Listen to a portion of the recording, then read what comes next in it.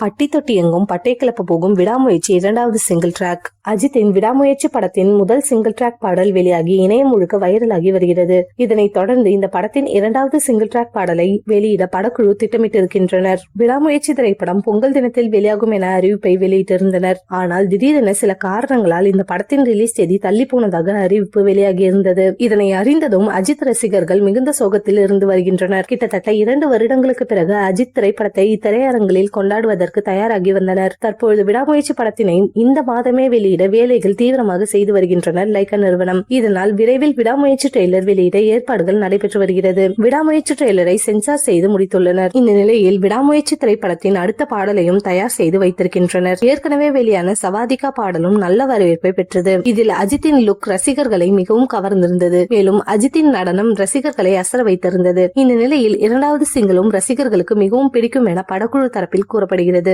அனிருத் தாறுமாறான இசையில் அடுத்த பாடலை வெளியிட தயாரிப்பு நிறுவனம் திட்டமிட்டுள்ளது.